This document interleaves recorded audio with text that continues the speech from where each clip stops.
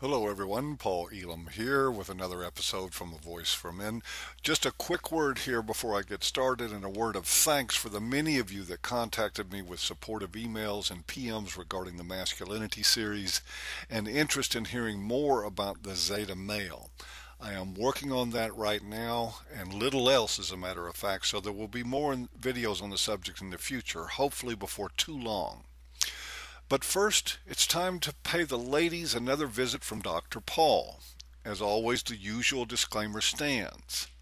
Ladies, if this doesn't apply to you, don't be offended. And if you want to be offended on behalf of all women, then please stay and listen. I can help you with that narcissism. Now, let me tell you what I'd do if I liked money more than self-respect. I'd go down to the local shoppers club and buy 100 gross of small brown paper bags. Then I'd drive out of town to the nearest auction barn and pay them a fair price to let me go into the stalls and fill every bag with an even pound of cow crap. Next, I'd slap on some shiny pink labels with "Bag of Women's Self-Esteem" printed on them in a distinctly womanish font at a no, $10 price sticker, and tie them closed with a couple of nice frou-frou ribbons. Next, I'd set up a kickback arrangement with Dr. Phil in exchange for an endorsement and take out an ad in Cosmo or Redbook. Then I would head down to Belize and sit on the beach, throw back cocktails, and check the bank account on my droid 8 or 10 times a day. After about a week, I'd buy the beach I was sitting on and maybe that cute little senorita that was fetching my drinks. The word expatriate would start sounding pretty good. And I'd be doing myself and you ladies a big favor. It would be perfect synergy. You see, I like money and you like buying bullshit. You've been doing it for as long as I can remember. Fake self-esteem, like 98% of everything else that is marketed just to females, has become the psycho porn of the Western woman, with profits that would put a twinkle in Bill Gates' eyes. How much profit exactly is anyone's guess. What I do know is that the self-esteem racket comes in a lot of guises. I will deal with the two major ones here because that's all I have time for. First, we have the plastic surgery route, with 8-year-olds getting bikini waxes and high school juniors getting fitted for an instant C-cup. It's a growing industry for the girls. For the supposed grown-ups, it's a monster. Plastic surgeons know how much better you will feel about yourself if your tits draw some more stares and your lips look a little more blowjob friendly. This is what they pass off as self-esteem, and they use it as an advertising come on in the same way beer companies use girls in bikinis. Since you are the consumer, it sounds like cheap crack in a bad neighborhood. And so now you and your sisters are lined up like schoolgirls for tickets to see Pink, to get cut and stretched, injected and inflated, and to have your fat asses suctioned down to bubbles of perfection. But there's one ever so slight problem. Actually, it's a big one. You see, vanity isn't self-esteem. Neither is narcissism. Not the real deal, anyway. If you think self-esteem and self-obsession are the same thing, then go buy those plastic titties. They will match your character and personality just fine, and they might go a long way toward a career as a porn star or topless dancer if the scars don't show too much. After all, it's common knowledge that self-esteem abounds for women who can squat down and pick up a folded dollar bill off the floor with the crack of her ass while a room full of drunks howl at her. Then you can attract more men and join the millions of other women that spend their time bitching about how those men won't look at them from the neck up. I guess it's a small price to pay for all that self-worth.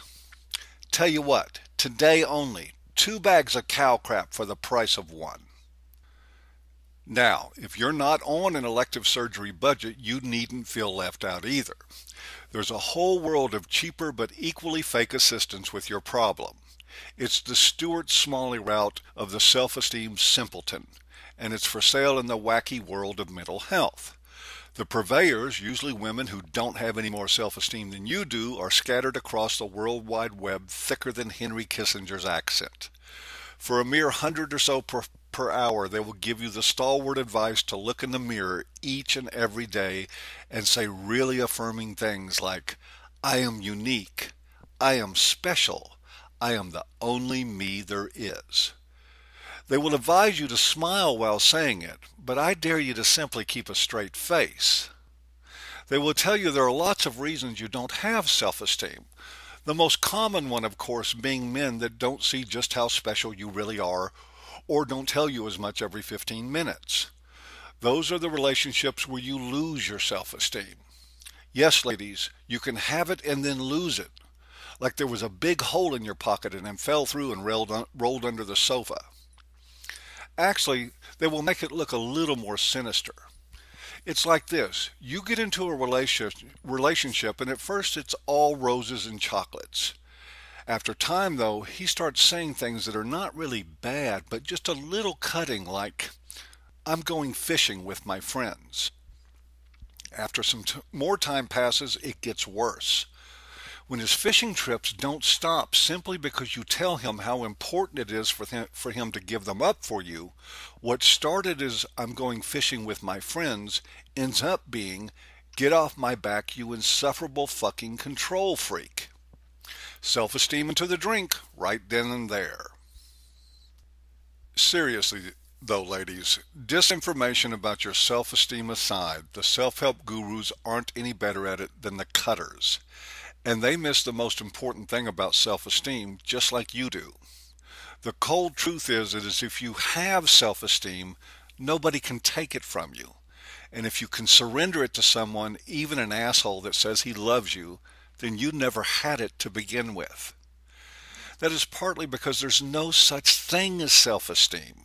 It's just a made-up word, a marketing tool to get into your purse or through you into your man's wallet. There is, however, self-respect, and self-respect, since it must be earned, is rarely sacrificed. When you have it, respect from others is a given.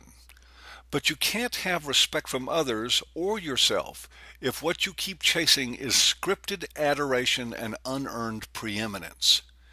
And if you are the average woman in today's world, you don't have a damned clue as to the difference between the two. It makes selling you bags of bullshit all the easier.